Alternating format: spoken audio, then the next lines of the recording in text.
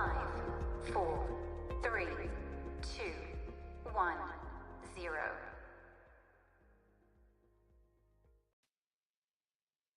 Hello, Vitreus. Welcome to our Tech Talk this month, our AMA. We're glad that you're all here. First, before we get started, a couple of housekeeping items. If you have any questions, please put them in the chat. We do ask that you keep things focused on the subject of the AMA today. In other words, when the VApp is released in the middle of this Tech Talk, we are not going to answer those questions. That will be later on in Discord. Or you can find chat and Discord just waiting to answer your questions, okay, enough about that.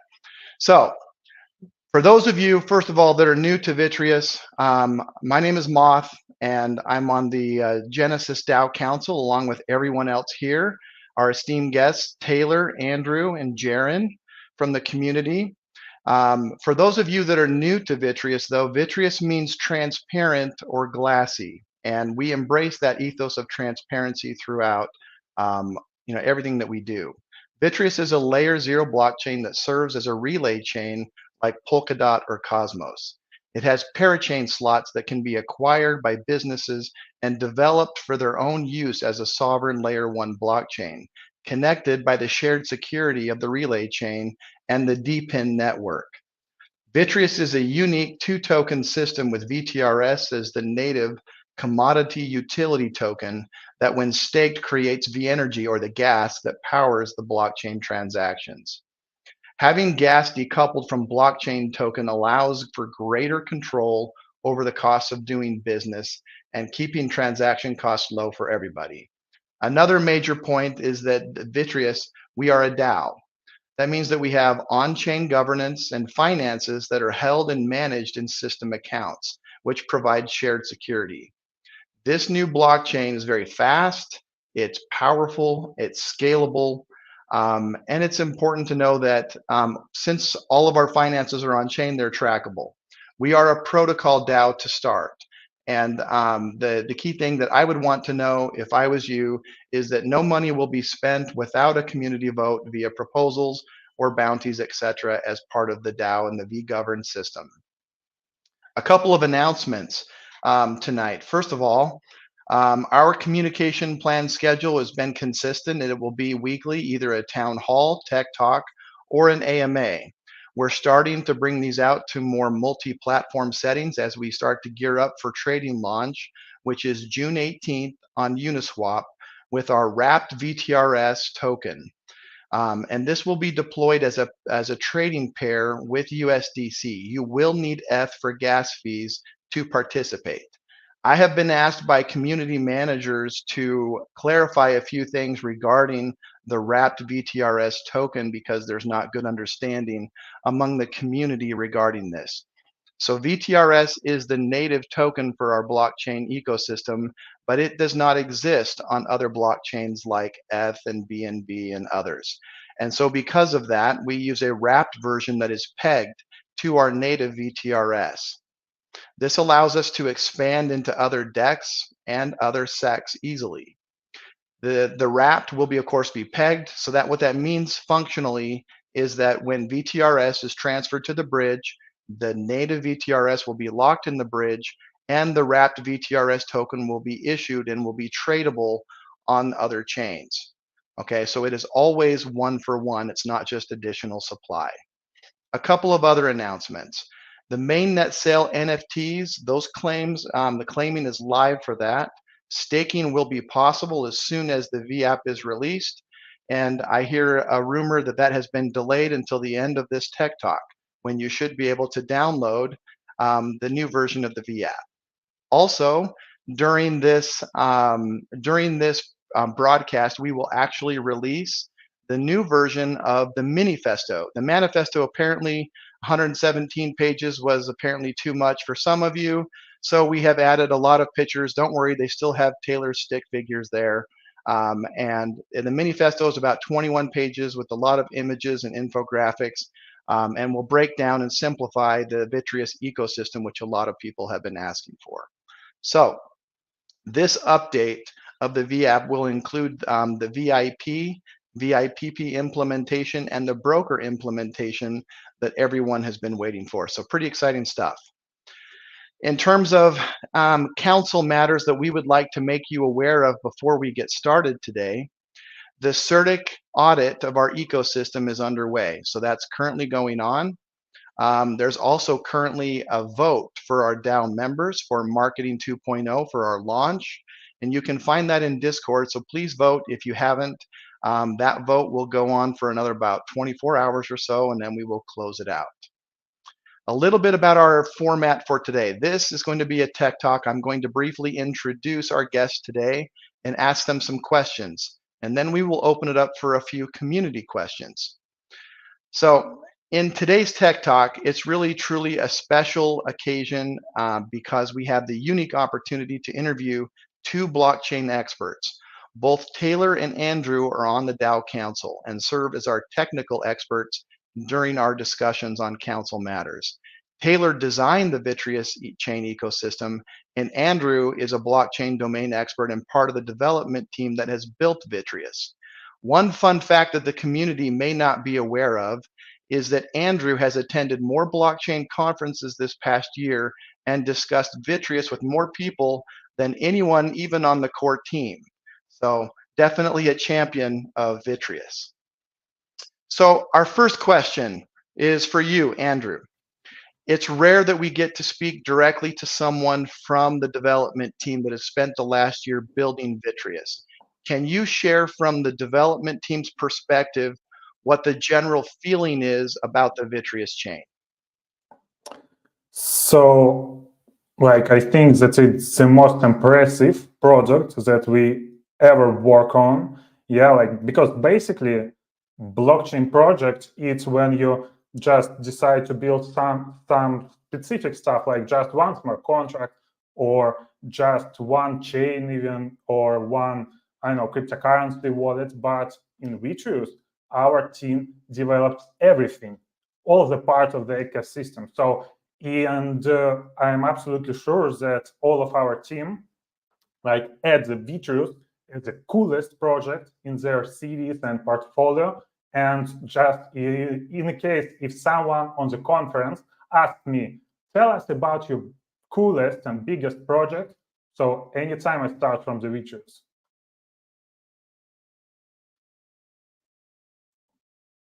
So that's true.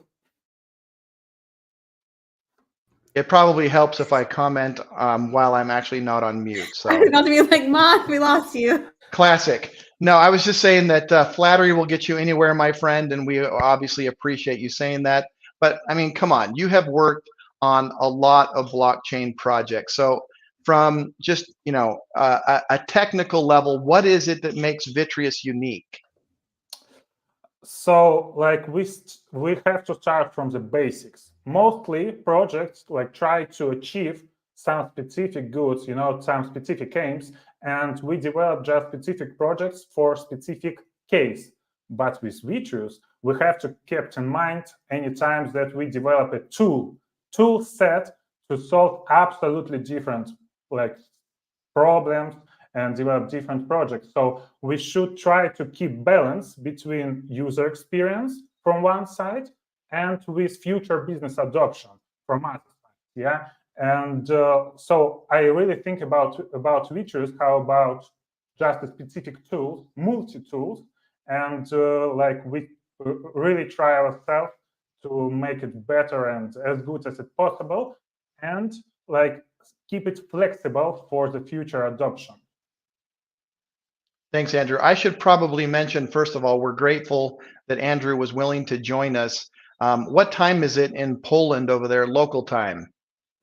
10 p.m. Yeah. Wow. That's past my bedtime. It's past mine too. Thank you for joining. While you have the community here in this rare opportunity, I'm sorry, I can't let this go. What is something from a technical perspective, what is some of Vitreus's unique advantages that we have maybe over other blockchain ecosystems? So if I start to discuss with some other developers or tech specialists, anytime I start that we create our own relay chain. Yeah. and we made it EVM compatible. Yeah, and moreover, we apply energy concepts here, and no one in the world did it before. So we're really the first one who tried to bring together EVM compatibility, relay chain as a general architecture, and with energy concept to make it like really cheap chain, etc. So yeah, we're really first one who do it. And when someone asked me to tell more about it, I said, okay, you want to run your own smart contract with Solidity? Sure, you can do it. Yeah, or do you want to also get some profits or benefits from the substrate framework and from similar to the Polkadot ecosystem? So please do it, and it's a really absolutely unique concept, and we first one. So you're telling me that it's the first EVM compatible relay chain that has its own decoupled energy that you're aware of? Absolutely, yeah. Wow. Okay. Why we go ahead. Yeah, why we need energy, because as I said before, we really need to bring more businesses together with our relay chain. So the energy is something that bring together our own relay chain and few parachain, because some businesses need specific one parachain, but it will use energy. So energy concept is something that bring together everything, bring together all of the parts of the ecosystem. Awesome. Okay, Andrew, now for the tough question of the night. All right. I mean, how long did it take you working with Taylor before you finally understood him? I mean, let's be honest. Okay, I think it will be my favorite question. So yeah, basically from the really beginning, we with Taylor talked with the same language and use the same terminology. Yeah, but I really spent more than 3 weeks to understand his idea. All of the pieces of the idea, and just for sure the concept now is slightly different from what we start, but I think that it's plus. Yeah, not minus. But yeah, even now, sometimes Taylor comes to us and say, okay, guys, I have an absolutely crazy idea. What do you think about it? And we, with the tech team, sit together and, okay, what's going on? Oh, we try to solve this. And later, for sure, after some ping pong with the questions and ideas, we start to develop something. Even before this AMA session, yeah, Taylor just send me a few ideas. Okay, what do you think about it? Okay, it's a fine idea. We will implement it later. Yeah, but let's prepare to this session. Yeah. Well, I appreciate you saying that, because I've been working with Taylor for a couple of months now, and I'm still struggling to speak Taylor, and I have to look things up pretty much after every time that we speak. So the fact that you're a technical expert and it still took you 3 weeks is very reassuring. So thank you for that. All right, Taylor, hopefully your head's not getting too big, but it's your turn. We're going to put you on the hot seat, okay? So you've worked to design Vitreus from the beginning. I guess the tougher question is, was it hard for you to see the design change so much over this past year as it was developed? So that's a good question, right? Where we started November 2022 and where we are now is a pretty big difference, I think. But I don't know as if the actual core design changed really, really drastically. I think what we saw was this kind of infant idea really mature rapidly into something that was a lot more tangible, right? We had the concept of this business parachain. We had the concept of the audit parachain. We had the concept of the storage solution, and then that glue that tied it all together, the relay chain. So as that really raw kind of situation started out, and Innowise, Andrew, and the entire Innowise team instrumental in bringing the vision to reality. So you mentioned it's my baby, and that's true. But as our kids grow up, right, they learn new things, they master new skills, and they become more capable. And that's exactly what Vitreus has done: become more capable in its own kind of skin. All right, Taylor. The recent shift from a permissioned and everybody had to fully KYC to interact with the node and their own identity on chain. That's all changed, and it's changed fairly recently. But I don't think that the community fully appreciated that shift from a permissioned environment to a fully decentralized and not requiring KYC, just how much that would change the ecosystem. I've always been curious. Did you support that transition? And do you think it's in our best long-term interest? So KYC is kind of tricky, right? People want to do their thing, and decentralization and how KYC generally works is counter to decentralization, because you'd be going to a centralized entity to provide your identity in that sense. But do I think that there does need to be some kind of on-chain identifying element? Absolutely. In some case, to really expand what blockchain can do across the world and across technology. So I do think that, and even the original NAC idea of funneling people into a soul-bound token that was bound to, hey, I'm a person, is one thing, because we're going to get into the spot where, well, I mean, even now, right? A smart contract can be operating on chain and representative as an agent, and it just does what it does. So you don't know if you're interacting with a person or a machine, or machines are talking to machines, that kind of thing. So ultimately, some level of personhood is going to be a key for blockchain. So I like that we have the kind of parameters in the chain to leverage that in the future. For right now, are we ready for that?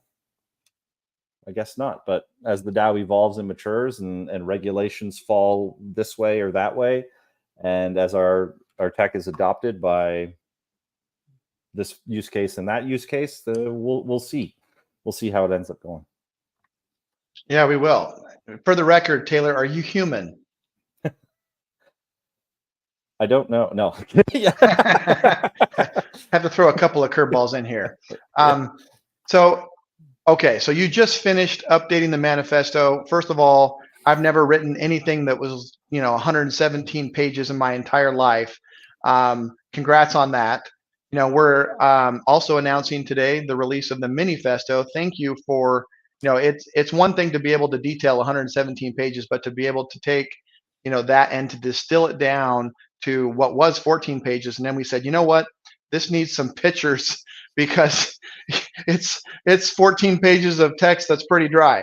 But while you have the whole community here, okay, what is maybe the most underrated aspect of the Vitreus ecosystem that may be important to our future that you'd like to comment on?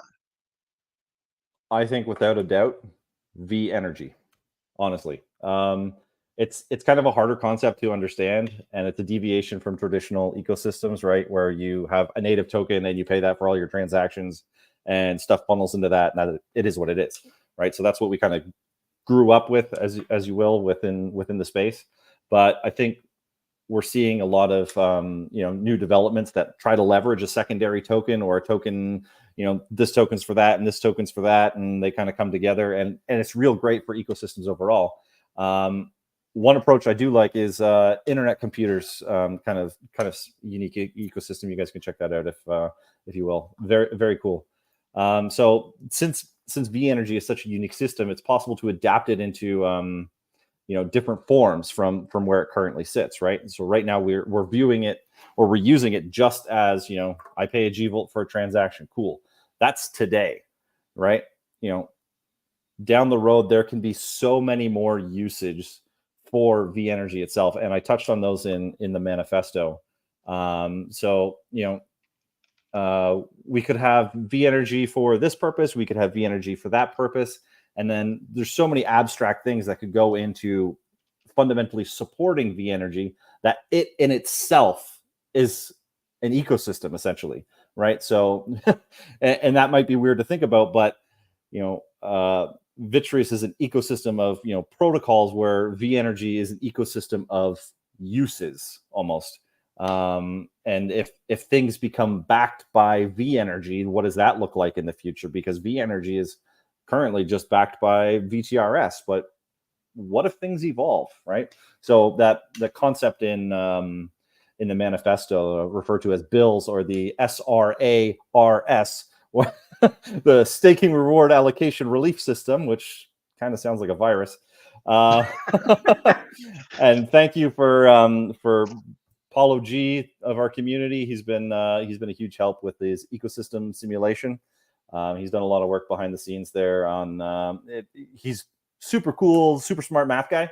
He's been helping me kind of round out my V energy system design for V energy V2 that touches on bills and how to use the concept of bills for really expanding how V energy can come to fruition in the bigger picture of the longevity of Vitreus. So that may be the most hard to understand thing that you've said this entire time, was that Paulo was actually useful. oh, I mean, that to me is like, just blows me away. So garbled circuit. DMs and tell him what you said.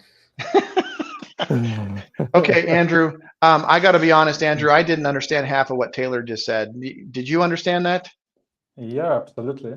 Because I also participate, maybe a bit, but in reality, not a bit, in this concept. So like energy is something that really bring together different businesses, different business cases, and community will be able to produce this energy for business needs, for the specific business needs. Yeah, and later we will create something like an open market where business for running their own AI engine, as an example, or to store something in the decentralized storage will burn the energy. And just one source how to get this energy is buy it from the community, and community will produce it. So I think it's like useful system, and it makes even more sense that if we compare it with the normal proof of stake or delegated proof of stake concept, where just cryptocurrency in this circle. Like I like this idea, but ours is better, really. No, that's incredible, and it's clear that I think we're just beginning to comprehend the potential that V energy has. So from what you both said, for sure. Okay, Taylor. So I know that you left some Easter eggs for the community in the manifesto, some very specific information for those that want to go and hunt for it. But this is your opportunity right here, because I know that you and the community administration team, our ambassadors, are amazing, but they answer the same questions over and over again all day. I admire the patience that they have, because I couldn't do it. So if you could take one thing from the manifesto and say, I'm going to explain it one time right here so that I don't have to explain it 100 times in chat, what would it be? Chill out about your node. a little bit. It's an important job, but guys, it's okay. So the V node system, and I think Andrew will like to speak to this too. The V node system is awesome, and the InnoWise team did such an incredible job taking this huge scope of being a validator. From lines of code to this and that, and just the technical knowledge that people need to have traditionally to even run a Polkadot node is ridiculous. So the fact that it is what it is, right, and we're already achieving so much is incredible. So as tough and frustrating as things are, this is within the reality of it's just self-hosted nodes are uncommon, period, because there's a little bit of difficulty with them. Different regions of the world have different internet speeds, which maybe aren't as great at keeping uptime or latency related between block to block. And then you're freaking out because I'm inactive over here and what's going on? Just try to relax a little bit. Our slashing system is incredibly lenient. Okay, like comparatively to other systems, it is very lenient. The likelihood of a slashing event occurring is, especially for unresponsiveness, it's astronomically low. Okay, like we're very, very distributed across the world. So unless a meteor hit all of Europe at the exact same time, and at that point we'd have bigger problems. Nothing bad is really going to happen. Or maybe Florida. If something took out Florida,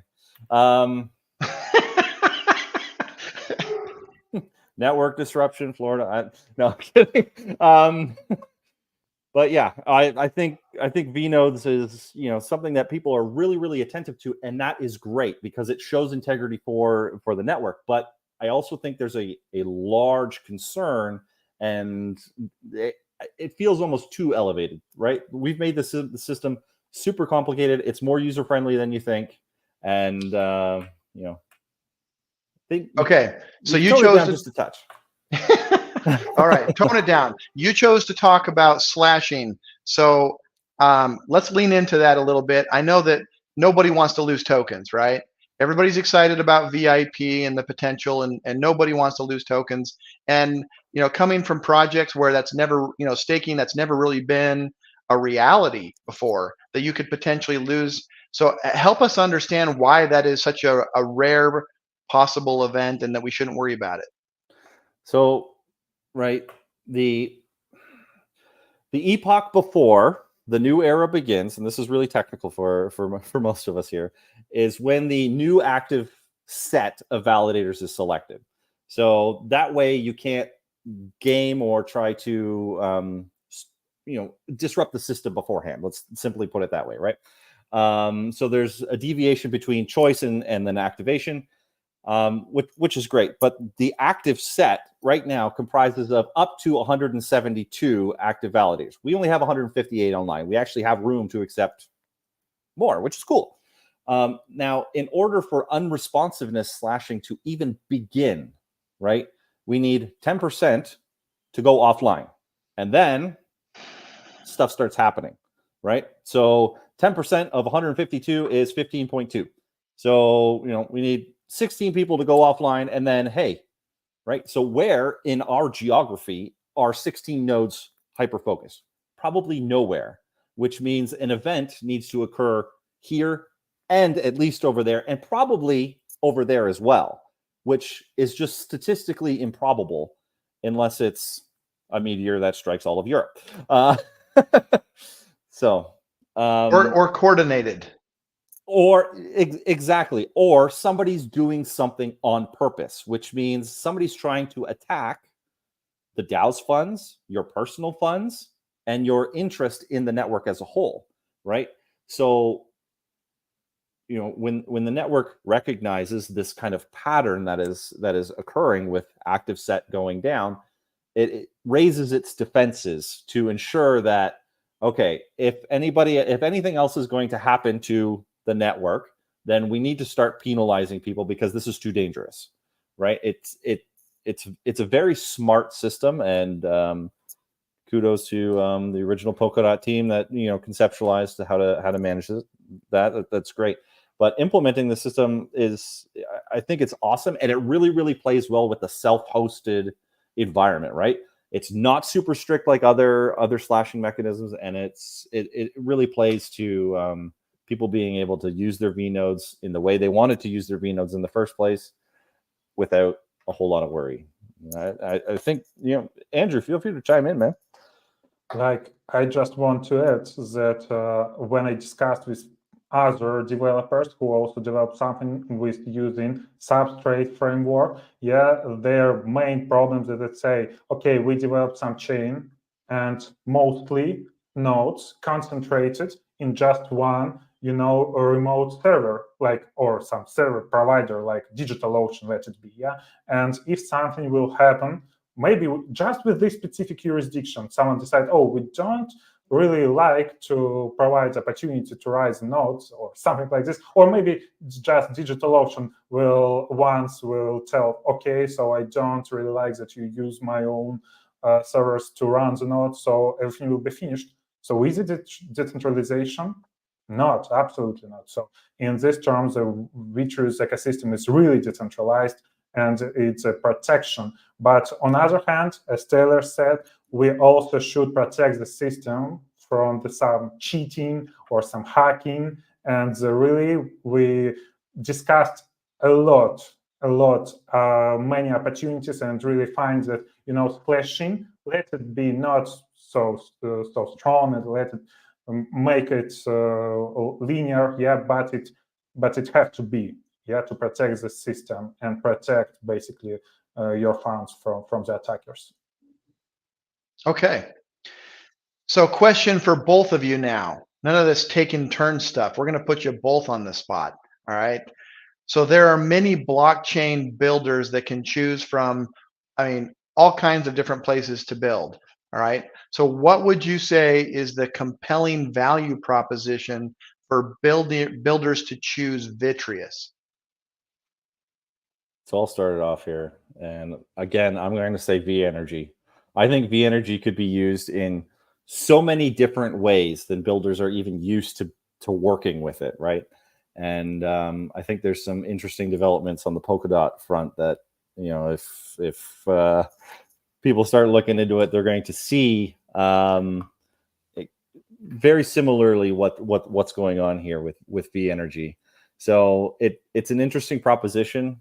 It allows for these protocols, these builders to bring forward, our special sauce in their kind of offerings, which compounds the value of V Energy itself. So that's my opinion. V Energy is super interesting. Builders should come and build with V Energy. Come and have it. Andrew, what do you got? As I said, I was in the many developers conferences all across the Europe, even outside of the Europe. And anytime when I discussed with someone who wants to develop something with Polkadot similar ecosystem, let's name it in this way, they asked, okay, for us, it's too difficult maybe to win a slot on the Polkadot. It's too expensive. And many of them even don't interested in the community because they mostly focused on the business. They try to solve some specific business problems, but they have to interact the community of the Polkadot. So it also might be a tricky. And we provide them solution. When I thought, okay, guys, we can make it in the better way. It will be cheaper for you. And absolutely the same technologies. And by the way, you can also use an energy, so you don't even need to buy our own cryptocurrency for your project needs. You can work just with energy. So yes, this is solution, and I think it's our future plans. Try to interact with more developers team, show them what Vitreus is and how it works and how they can apply it for their own needs. So this answer. All right. So Polkadot comparisons are what I'm hearing. And if there's an attack on our network, it's probably Polkadot, but it's okay. I'm comfortable being the second girl at the dance that doesn't have their dance card full yet, and we can be their second choice, not a problem. So let's talk about that. Since everybody compares us to Polkadot, we are built on Substrate. We are modeled in many ways on Polkadot. Do we know what kind of transaction per second that we have, transactions per day, other metrics that we could expect to see mirrored from Polkadot on our chain? Give us an idea of how we compare to them, right? So okay, let me begin. So I think that we have absolutely different use case scenario if we compare it with Polkadot. Because Polkadot is community oriented. So let's build a DeFi, let's make a lot of blockchain stuff, but we mostly focused on the businesses. And the specific business will require specific transaction speed. You asked about number of transactions per day, but in blockchain we counted number of transactions per second, and theoretically we will have the same as the Polkadot speed because more or less the same architecture. But still we have a few concepts that more suit for the different businesses. And as an example, we have in mind one specific use case scenario where we will need much more transaction per second that Polkadot can provide.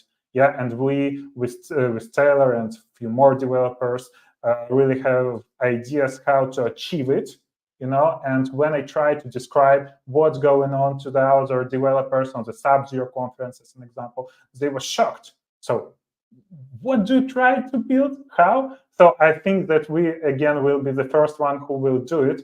Maybe like the solution here, maybe we will build something on top of the parachain. Few words, and I don't want to go deeper with it. Just for now. Taylor? Yeah, so, and Polkadot's transactions per second stat is directly correlated with the amount of parachains that are also running transactions per second, right? So the TPS of the network is dependent on how many transactions the relay chain is really accepting, right? So if you have 100 parachains at 10,000 transactions per second, that's your TPS. But in reality, right, how many of these parachains are using that many transactions, right?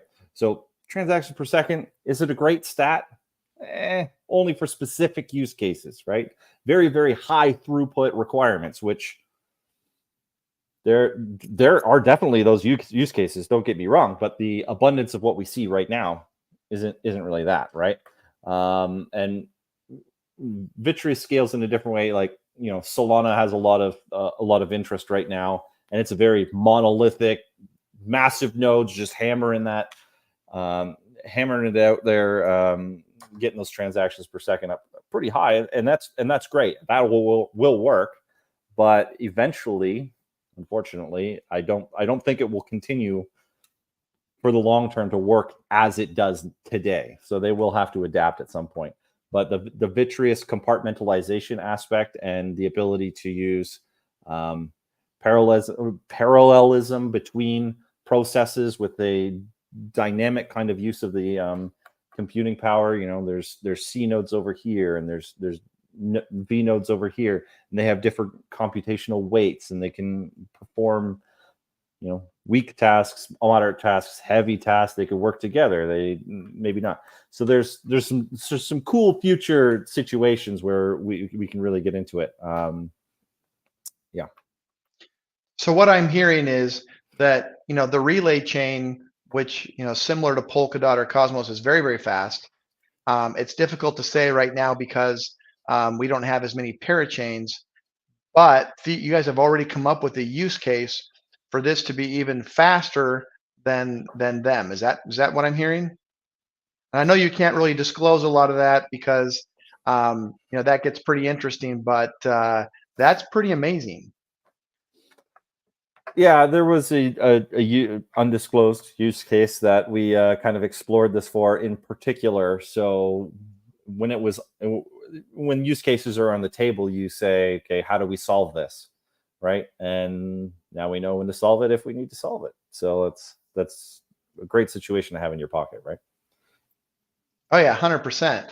You also mentioned that the number of parachains is important both in terms of speed, but there's also only so many parachain slots on a relay chain.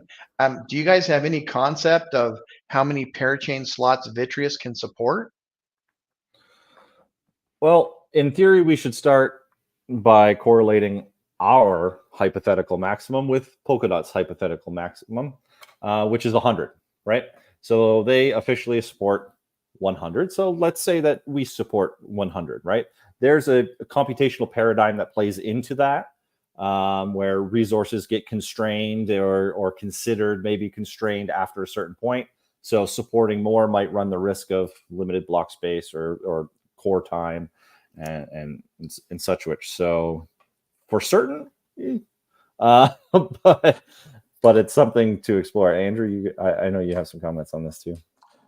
So I just want to add that we're not such, we keep our mind open for new ideas, and because of it, maybe we're not just focused on the normal substrate architecture. We can expand not on the horizontal, but like on top, and maybe some vertical scalability. And it's something that we really can achieve Yeah, and again, as I said, we will be the first one who try to do something like this. Yeah, but as Taylor mentioned, just for absolutely specific, unique business case.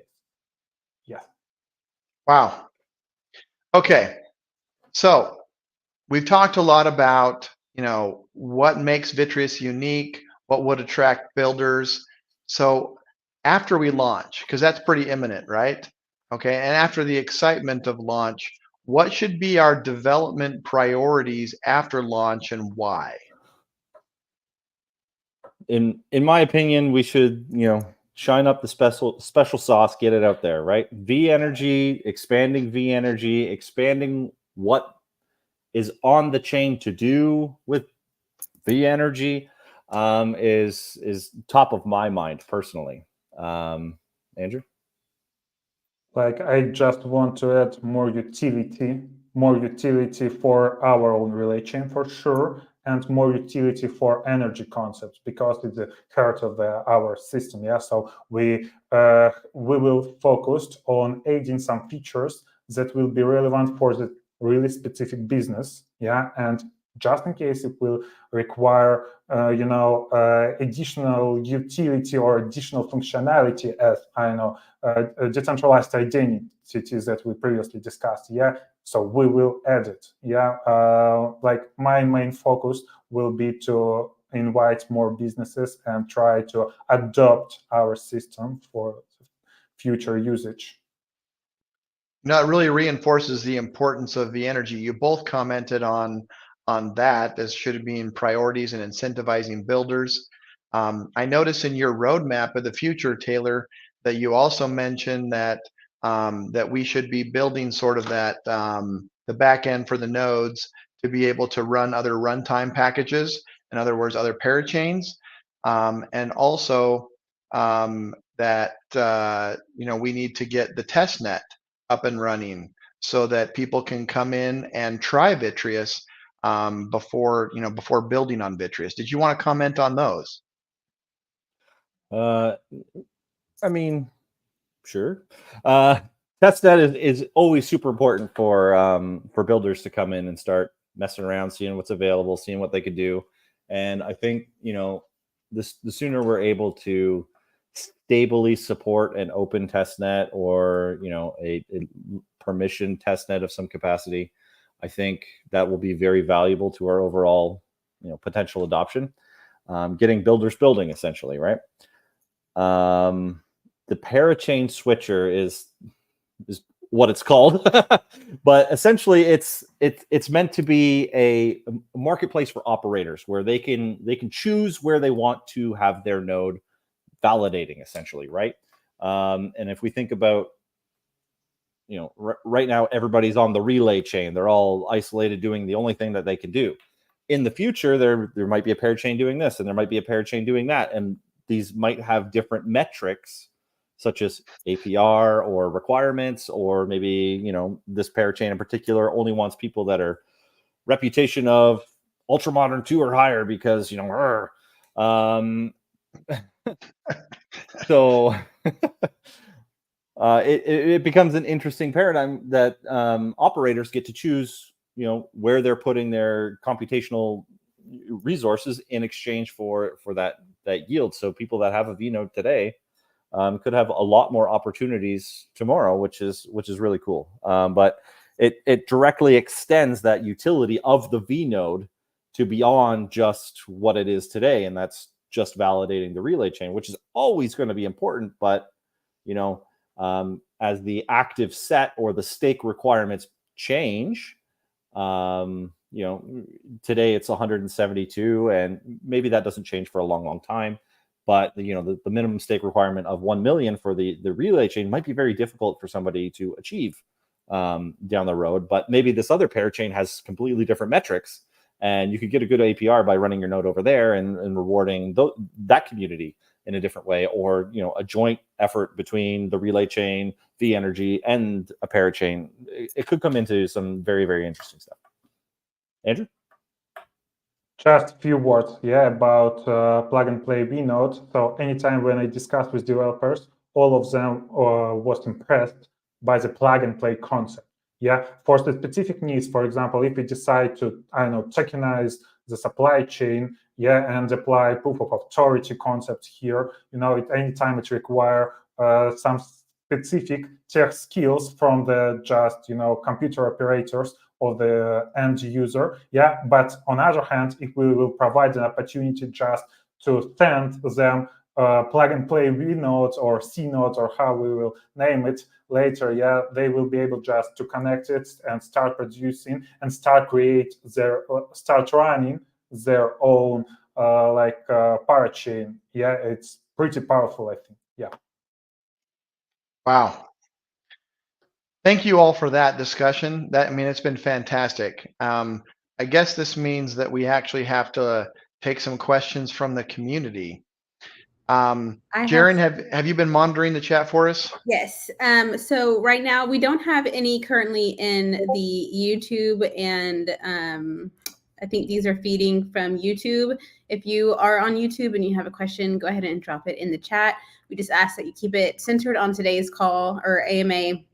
And if it's something that is like a personal support related question, hop on over to Discord. We have a support ticket system, and one of our ambassadors or the CAT team, they'll get you taken care of. The first question we have is more towards Andrew and Taylor, and it is, what is the innovation or concept that you would like to see built into this chain for the future? I'll let Andrew go first. Okay. So, I think that the most powerful will be maybe data tokenization, yeah, because we have our own ComplyIQ AI engine. Basically, it's not just one AI engine, it's a concept, yeah, and as we know that AI models pretty powerful in the terms of, working with some data. So, if we tokenize the data, maybe we will issue some soul-bound token or something like this, yeah, it's pretty powerful concept, and apply later some AI engine to this. So it's something that I really expected from the chain. Yeah, I think. Taylor, what about you? I like the concept that we call the transactable data tokens, right? Where I have some data and my wallet is actually part of a or has an allocation of decentralized storage, and I can put my data in there, kind of like a personal Dropbox, if you will, or a free Gmail cloud storage, but attached to your wallet, right? And you could have some files there, and when you want to interact with the a business that is like, hey, I need some data, or hey, fill out this form or whatever, you can go and with a wallet transaction, you could provide that specific data to that company, onboard with them, fill out their form, and just be done, because you already have all that, right? Instead of filling out the PDF and blah blah blah blah blah, and then send it in the DocuSign, you can just transaction with blockchain, right, from your wallet to their interaction. I think it's a really cool concept. And then of course we tie in like the personhood element behind the wallet, and you can get into zero knowledge proof and some cryptography tricks here and there, and then it becomes really, really secure, private, and technically interesting. Moth, do you have anything to add? No, I'm not the tech guy here. I never know. Like, maybe you're feeling spicy. Darren, what do you want? What do I want? Yeah, what do you want? I don't know. I just want to see people love Vitreus as much as we do, because it's our baby. Like, it's been our baby for, like you said, since the end of November 2022. And so we've spent all this time, and now we're all Genesis, well, not all of us, but some of us are Genesis, council members, and, putting in even more time, and, really just want to see, I really want to see it take off. I want to see people come to Vitreus and love the community and, what it has to offer just as much as we do. So. Yeah, 100%. I just want to know if, Taylor, are you interested in a good Dungeons and Dragons game? I mean, you look like you've got the Warlock thing all down. Like, yeah, I'm down. I knew it. Okay. Okay. So our Hit me next up in the DMs. Our next question is from Paulo G. A random Discord member who says, "Can we give downvotes to council members we aren't keen on?" That one's for Moth. I knew he was going to try and get me back. Okay, the next question is also from Discord. It says, "Can you explain in more detail why it would be prudent for businesses who are trying and failing to gain a parachain slot on Polkadot to use Vitreus instead?" That may be more Taylor. No, I was going to let Andrew start with that one. Or Andrew, go for it. I think he touched on that earlier in some comments. So, yeah, like just a bit. Let's imagine that someone wants to build some, let it be parachain, to over control some specific devices in the specific area, like energy. Why not? Yeah. And it's they don't really need a big community to over control some, I don't know, power plants, or control some devices, electricity meters, etc., etc. They don't need community for this, But if they decide to build something with a Polkadot, they have to incentivize the Polkadot community to build something on top of it, Like in our case, so you have a business idea, and you need to build something with using a substrate framework. So please come in, we will help. And it's a solution. And moreover, when we will create some decentralized identity for your specific parachain or data management that both of us, me and Taylor, talked before, so you will be able to interact with it, record the data from electricity meter to the specific token, and later resell it or reuse it or share it, something like this. So it's a solution, because mostly some robustic process don't really need to work as a big community, but I'm absolutely sure that our community will grow for sure. Because it's our baby, as Jen said. Taylor. Oh, it's my turn. Yes. Right, I was on mute, apparently. No, Andrew said it, right? Like, businesses typically don't have big communities to help support them to capture a parachain slot, right? That alongside of these Web3 businesses that really drum up community attention, Vitreus is that place where you have something cool that you need blockchain for. You want to add value to your business with Web3 tech. You can come to us, get that infrastructure that you're needing to explore with, to leverage, to level up your application, your protocol, your business in general. You don't need to go through all of those hoops as you do with Polkadot, right? With on Vitreus. So I think it's a huge difference that we have that capability. And additional, we already integrate AI engine, and we have a ComplyQ, and that's the concept. So if some business will need to apply some like AI model, for the specific business needs, so it's like we have a base to do it, and again, it's not about community, it's about how to apply technology for the specific cases. So awesome. Okay, so the next question we had is, y'all touched on interoperability. And is there a limit to what chains we can interoperate with, and how could we welcome projects from elsewhere? So we're natively substrate based. So our interaction between substrate based systems is actually really, really strong, which is great. And we have Snowbridge being deployed as our bridge of choice to Ethereum. At the Bridge Hub, which comes with is coming along with the Snowbridge deployment, allows us to kind of isolate all that bridge message handling into one little location. So we're currently going to be interoperable with Ethereum itself, which is a huge opportunity. But ultimately, there's endless amounts of bridging capabilities, right? We could go to other EVM systems. We could go to non-EVM systems with the low-hanging fruit scenario of bridging to Polkadot. So if our bridge hub talked with Polkadot's bridge hub, then in theory, we could talk with Kusama's bridge hub, and then we could have a bridge to bridge while you bridge. So, you could bridge while you bridge, and it becomes a very interesting ecosystem at that rate. We're the super bridge at that rate. Andrew, did you have anything to add? Yeah, I think that we should focus on the some ecosystem and maybe modular blockchains, like Cosmos, and it's also in our plan, to provide a bridge to the few more ecosystem and few more general solution, and because of it we will be able later to interact with more businesses and different business cases that used such technologies. I think it's pretty powerful, solution. Not just we not try to be, just sit inside of our ecosystem. We try to expand. We will try to make more connectivities with other technologies in the ecosystem, and invite more and more utility to our chain.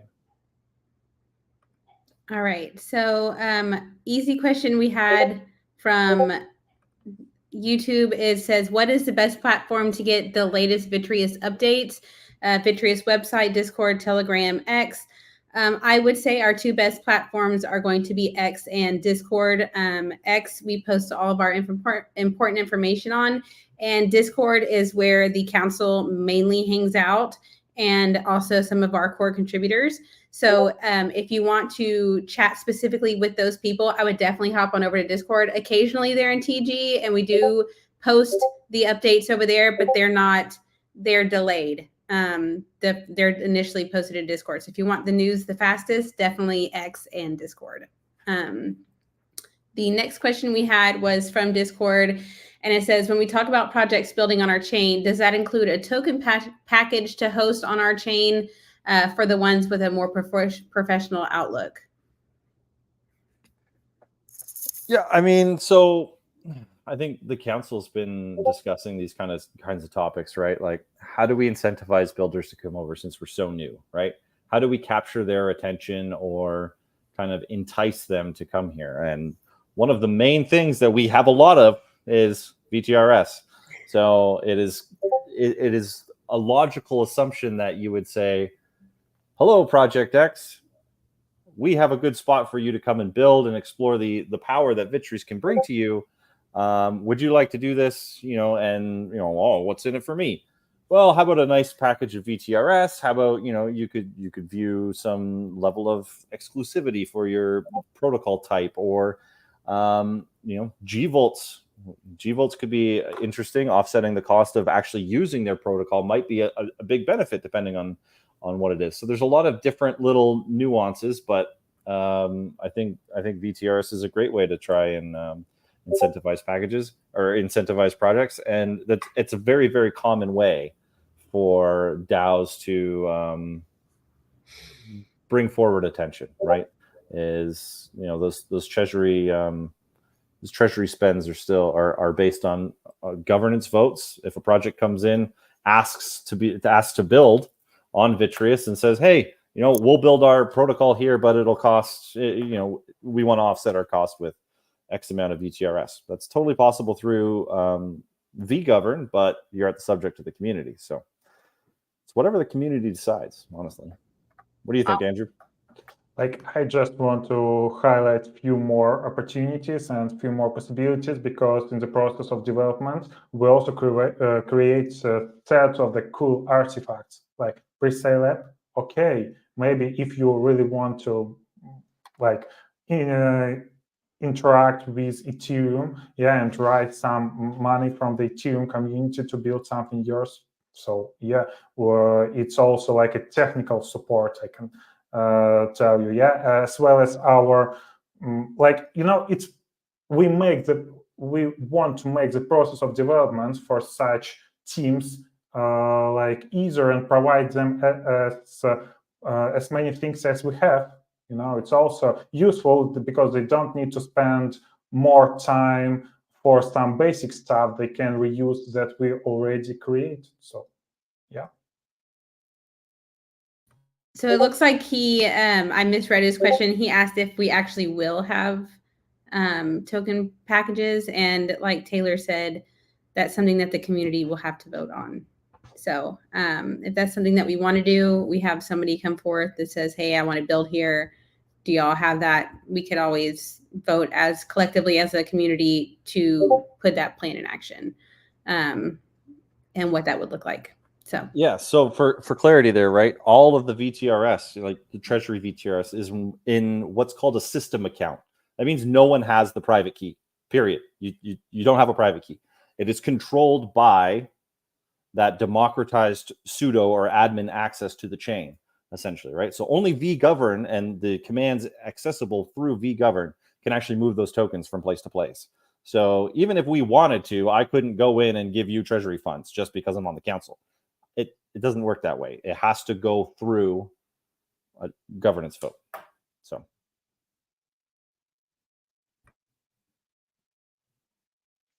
Sharon, I think you're on mute, but it is really cool to see your lips move when you're, not hearing anything. It's got to be somebody every time. I just wanted to say that is all the questions that we have received. So we're good to go.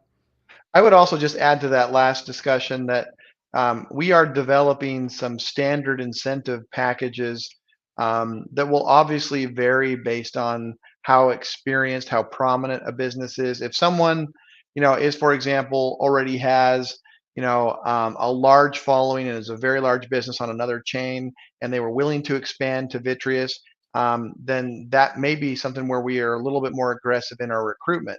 Whereas if somebody failed a parachain auction and is just sitting there on Polkadot waiting to deploy their business, then that would look different.